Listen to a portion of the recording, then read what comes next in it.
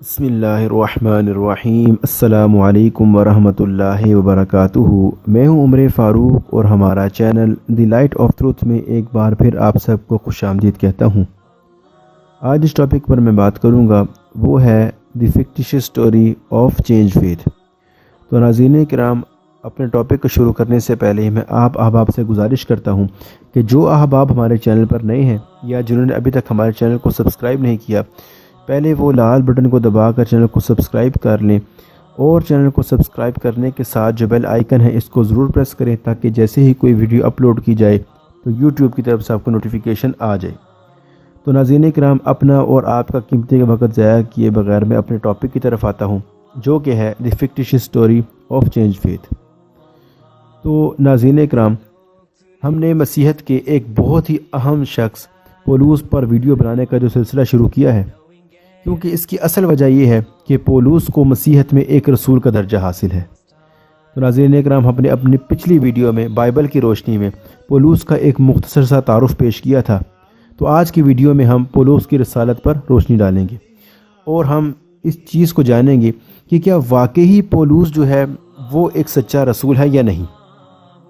تو ناظرین اکرام، اس کے لیے سب سے پہلے ہم یہ دیکھیں گے کہ پولوس نے رسول ہونے کا دعویٰ کب اور کیسے کیا۔ تو اس حقیقت کو جاننے کے لیے سب سے پہلے ہم بائبل میں موجود کتاب اعمال اس کو پڑھیں گے، کیونکہ کتاب اعمال کا مطالعہ بے حد ضروری ہے، اور خاص طور پر کتاب اعمال میں موجود اس کا 9واں، 22واں اور 26واں باب اس موضوع پر پڑھنے کی سخت ضرورت ہے، کیونکہ ان ابواب میں مختلف جگہوں پر پولوس کے رسول چنے جانے کا بیان ہے کہ پولوس میں تبدیلی کیسے آتی ہے۔ ناظرین کرام، ان ابواب میں واضح طور پر لکھا ہوا ہے کہ پولوس کو دمشق جاتے ہوئے راستے میں ایک روشنی نظر آتی ہے، جس کے سبب وہ اندھا ہو جاتا ہے، اور اسے ایک آواز سنائی دیتی ہے کہ اے ساؤل تو مجھے کیوں ستاتا ہے۔ تو پولوس آواز دینے والے سے پوچھتا ہے کہ اے خداوند تو کون ہے؟ تو جواب آتا ہے کہ یسوع ناصری، تو اٹھ اور شہر کو جا، اور جو تجھے کرنا چاہیے وہ تجھے بتا دیا جائے گا۔ ناظرین کرام، ایسی ہی کچھ کہانی ہمیں اعمال کی کتاب اس کا باب نمبر 22 میں ملتی ہے، جہاں پولوس گرفتار ہونے پر اپنی صفائی میں یہ ماجرا پیش کرتا ہے۔ ناظرین کرام، اس واقعے کا ایک دلچسپ پہلو یہ ہے جس پر ہم اگر نظر دقیق کریں تو ہمیں یہ انکشاف ہوگا کہ اس واقعے میں بہت تضاد پایا جاتا ہے، اور مصنف نے کچھ اور ہی بیان کیا ہے۔ ناظرین کرام، اس بات کو بھی دھیان میں رکھیں کہ قاموس الکتاب اس کا صفحہ نمبر 67 کے مطابق کتاب اعمال کا مصنف لوکا ہے، نہ کہ خود پولوس، اور پولوس کا الگ الگ محفلوں میں دیا گیا بیان مختلف ہے۔ اور عجیب بات یہ ہے کہ پولوس موقع محال کی مناسبت سے اپنی تبدیلی ایمان کی داستان سناتے ہیں، یعنی کہ جو لوگ سننا چاہتے ہیں پولوس ان کو وہی داستان سناتے ہیں۔ ناظرین کرام، مصنف لوکا کتاب اعمال باب 9 اور فقرہ نمبر 17 کے مطابق یہ کہتے ہیں کہ پولوس کو بینائی یسوع مسیح کی وجہ سے ملی تھی، کیونکہ یسوع مسیح نے انہیں چنا تھا۔ لیکن دوسری جگہ ہم دیکھتے ہیں تو یہی مصنف لوکا کتاب اعمال باب 22 اور فقرہ نمبر 13 اور 14 کے مطابق کہتے ہیں کہ پولوس کو باپ دادا کے خدا کی وجہ سے بینائی ملی، کیونکہ باپ دادا کی خدا نے اسے مقرر کیا تھا۔ ناظرین کرام، مصنف لوکا کے نزدیک کتاب اعمال باب 9 اور فقرہ نمبر 7 کے مطابق جو لوگ پولوس کے ساتھ تھے انہوں نے آواز تو سنی تھی لیکن کسی کو دیکھا نہیں تھا۔ لیکن اسی کتاب اعمال باب 22 اور فقرہ نمبر 9 کے مطابق پولوس کہتے ہیں کہ میرے ساتھیوں نے نور دیکھا تھا، لیکن جو مجھ سے بولتا تھا لیکن اس کی آواز نہیں سنی تھی۔ ناظرین اکرام، ان دو حوالوں سے ہمیں یہ پتہ لگتا ہے کہ ان بیانات میں بہت ہی تضاد ہے۔ یہاں پر ایک اور بات بھی غور طلب ہے کہ جس روشنی کے سبب سے پولوس نابینا ہوتے ہیں اور اسی سبب کو دیکھنے والے بینا ہی رہتے ہیں، یعنی کہ جو روشنی پولوس پر پڑتی ہے تو پولوس تو اس کے سبب نابینا ہو جاتا ہے، لیکن اسی روشنی کو اگر اس کے باقی ساتھی دیکھتے ہیں تو وہ نابینا نہیں ہوتے۔ یہ بہت ہی ایک عجیب بات ہے۔ اور ناظرین اکرام، جب اسی داستان کو پولوس کتاب اعمال باب 26 کے مطابق بادشاہ ارغپا کے سامنے پیش کرتے ہیں تو وہ اپنے اندھے ہونے کا بیان ہی نہیں کرتے، یعنی پولوس اپنے رسول چنے جانے کی داستان کو موقع محل کی مناسبت سے بیان کرتے ہیں، تو وہاں اعمال کی کتاب کے مصنف لوکا کا داستان پولوس سے آگاہی نہ رکھنا یہ بھی ایک دلچسپ پہلو ہے۔ حالانکہ یہی مصنف لوکا اپنی انجیل لوکا میں یہ لکھتے وقت شروع میں یہ بیان کرتے ہیں کہ وہ اسے ٹھیک دریافت کر رہے ہیں۔ حوالے کے لیے دیکھیں انجیل لوکا باب 1 اور فقرہ نمبر 3۔ اور ایک بات جو اس واقعے کے خود ساختہ ہونے کا ثبوت ہے وہ خود پولوس کا ایک غیر فطری عمل ہے۔ مثال کے طور پہ ناظرین کرام، اگر میں کسی انجان شخص سے ملتا ہوں تو میں اس سے یہ پوچھوں گا کہ تم کون ہو۔ یہ ایک انسانی فطرت ہے، نہ کہ میں یہ پوچھوں گا کہ اے فلاں ابن فلاں تو کون ہے۔ یہ ایک انتہائی ہی عجیب بات ہے کہ میں ایک شخص کو جانتا بھی ہوں اور پھر اس کا نام لے کر پوچھ رہا ہوں کہ تم کون ہو۔ جب میں اسے جانتا ہوں تو مجھے اس کے پوچھنے کی کوئی ضرورت نہیں رہتی۔ لیکن ناظرین کرام، یہاں پولوس صاحب کے ساتھ کچھ ایسا ہی واقعہ ہوتا ہے کہ وہ آواز کے جواب میں پولوس کہتے ہیں کہ اے خداوند تو کون ہے۔ عجیب بات ہے کہ پولوس کو شروع سے ہی یہ پتہ تھا کہ مجھے خداوند پکارے گا، اور پھر بھی وہ پوچھ رہا ہے کہ تو کون ہے، تو کون ہے۔ ناظرین کرام، یہاں پوچھنے کا مقصد ہی نہیں بنتا کہ اے خداوند تو کون ہے۔ جب پتہ ہے کہ خداوند ہے تو پھر کہنے کی کیا ضرورت ہے، اور اگر نہیں پتہ تو کیسے پتہ چلے گا کہ یہ خداوند کی آواز ہے۔ ناظرین کرام، یہ بھی اس واقعے کے خود ساختہ ہونے کا ثبوت ہے۔ پولوس کی خود ساختہ رسالت کا مزید ثبوت اسی داستان میں ہے کہ ایک غیر قوم کے انسان کو یسوع مسیح ایسی حالت میں رسول چن رہے ہیں کہ وہ یسوع مسیح پر ایمان ہی نہیں رکھتا، بلکہ یسوع مسیح پر ایمان رکھنے والوں کا بدترین دشمن ہونے کے ساتھ ساتھ یسوع مسیح پر ایمان لانے والوں کا قاتل بھی ہے۔ ناظرین کرام، یہ قاتل والی بات جو ہے یہ اس کے لیے حوالے کے طور پر آپ کتاب اعمال اس کا باب نمبر 7 کا آخر اور باب نمبر 8 کا ابتدائی آیات کا مطالعہ کر سکتے ہیں۔ ناظرین کرام، آج کی ویڈیو کی طوالت کو مد نظر رکھتے ہوئے ہم صرف حوالوں پر ہی اکتفا کر رہے ہیں۔ ناظرین کرام، ایک بات اور قابل غور ہے کہ جس نے ابھی تک بپتسمہ نہیں لیا اس وقت تک یسوع مسیح تمام شاگردوں کو فوقیت دے رہے ہیں، اور اس کو فوقیت دینے کے ساتھ غیر اقوام کا رسول بھی چنا جا رہا ہے۔ پولوس شاگرد ہونے کے بعد بپتسمہ لیتے ہیں، جو کہ پولوس صاحب کا خود ساختہ معیار ہے، نہ کہ شاگرد ہونے کے لیے بپتسمہ لینا ضروری ہے۔ یہ ابھی کچھ حقائق ہیں جو پولوس کے خود ساختہ رسول اور ایک جھوٹا رسول ہونے کا واضح ثبوت ہے۔ ناظرین اکرام، یسوع مسیح کے آسمان پر جانے کے بعد یسوع مسیح کی آمد کا وقت بھی پولوس جو کہ جھوٹا رسول ہونے کے لیے کافی ہے۔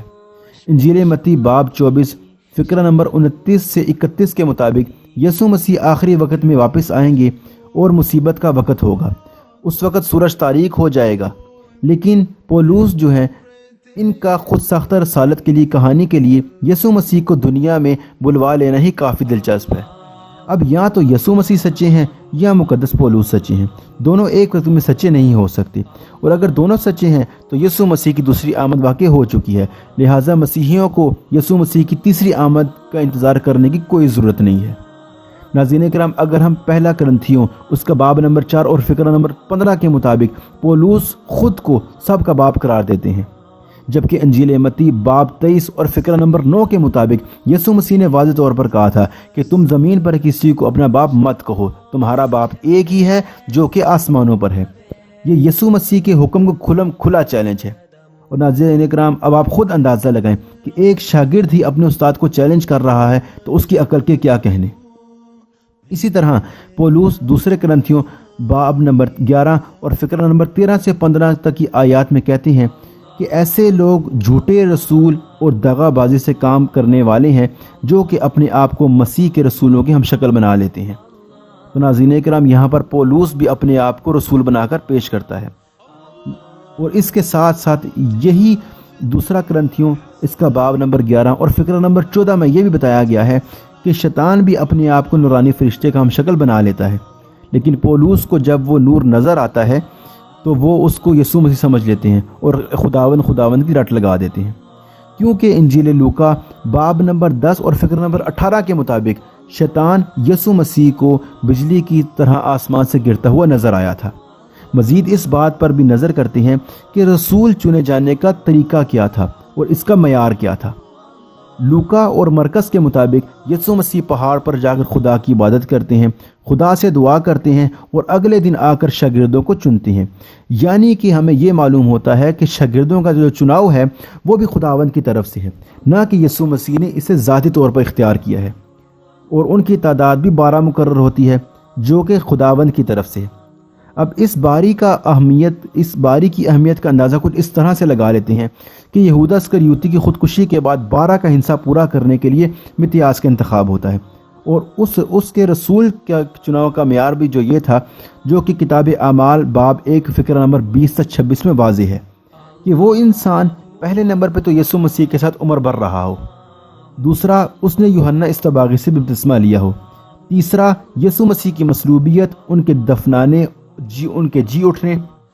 اور ان کے صعود آسمانی کا گواہ ہو۔ اس صورتحال میں 2 لوگوں کو چنا گیا، پہلا یوسف اور دوسرا متیاس، جس میں سے متیاس کے نام کا قرآن نکلا، اور وہ بھی شاگردوں نے یسوع مسیح کی طرح خداوند سے دعا کی تھی کہ جسے تو نے چنا ہے اسے ہم پر ظاہر کر۔ یہاں سے ہمیں یہ بھی معلوم ہوتا ہے کہ چناؤ بھی خداوند کی طرف سے ہوتا ہے، اور پولس صاحب یہاں پر اپنا چناؤ یسوع مسیح سے کروانے کی کوشش کرتے ہیں، نہ کہ خداوند کی طرف سے۔ حالانکہ یسوع مسیح نے 12 شاگردوں کو اپنی زندگی میں خداوند سے پوچھ کر چنا تھا، یسوع مسیح کے پاس بھی اپنا اختیار نہیں تھا۔ انجیل یوحنا باب 13 فقرہ نمبر 8 کے مطابق یسوع مسیح نے اپنے شاگردوں کے آخری وقت میں پاؤں بھی دھوئے تھے، لیکن پولس کا اپنا چناؤ یسوع مسیح سے کروانا یہ پولس کی خود ساختہ معیاری کی گواہی ہے۔ ناظرین کرام، 12 کا ہنسا کوئی معمولی بات نہیں ہے جسے پورا رکھنا ہر حالت میں ضروری تھا۔ یہ 12 خاص شاگرد تھے جنہیں رسول کا خطاب ملا تھا،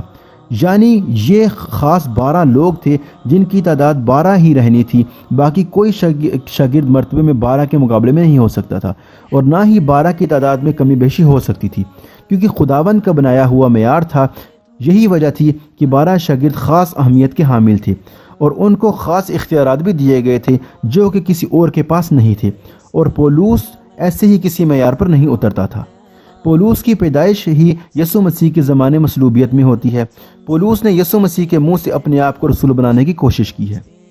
ناظرین کرام، انجیل متی باب 7 اور اس کا فقرہ نمبر 15 کے مطابق یسوع مسیح نے پہلے ہی خبردار کر دیا تھا کہ جھوٹے نبیوں سے باز رہو، جو تم میں بھیڑوں کے روپ میں آتے ہیں لیکن اندر سے پھاڑنے والے بھیڑیے ہیں، تم ان کے پھلوں سے ان کو پہچان لوگے۔ اور جہاں تک ناظرین کرام نشانات اور معجزے دکھانے کا معاملہ ہے تو کتاب اعمال کا باب نمبر 14، باب نمبر 16، باب نمبر 20 اور 28 کے مطابق پولس نے معجزے اور نشان بھی دکھائے تھے، یہاں تک کہ ایک مردے کو بھی زندہ کیا تھا۔ الغرض پولس ایک جھوٹا رسول تھا جو کہ بھیڑیے کے روپ میں آیا تھا۔ یسوع مسیح کی تعلیمات کی سمجھ رکھنے والوں نے اس بھیڑ کے روپ میں بھیڑیے کی اچھی طرح پہچان کر کے اس سے دور رہے اور اس کی سخت مخالفت کی، لیکن پولس نے اپنے اندر کا بھیڑیا کیسے ظاہر کیا وہ انشاءاللہ آنے والی ویڈیوز میں بتایا جائے گا۔ تو ناظرین اکرام، یہ تو تھی ہماری آج کی ویڈیو۔ اگر آپ کو ویڈیو پسند آئے تو آپ ہماری ویڈیو کو ضرور لائک کریں، اور ویڈیو کو لائک کرنے کے ساتھ اپنے احباب سے بھی شیئر کیا کیجیے، اور اگر ابھی تک آپ نے ہمارے چینل کو سبسکرائب نہیں کیا تو آپ ہمارے چینل کو ضرور سبسکرائب کریں، اور چینل کو سبسکرائب کرنے کے ساتھ جو بیل آئیکن ہے اس کو ضرور پریس کریں تاکہ جیسے ہی کوئی ویڈیو اپلوڈ کی جائے تو یوٹیوب کی طرف سے آپ کو نوٹیفیکیشن آ جائے۔ اگلی ویڈیو تک کے لیے میں آپ سے اجازت چاہتا ہوں۔ السلام علیکم ورحمۃ اللہ وبرکاتہ۔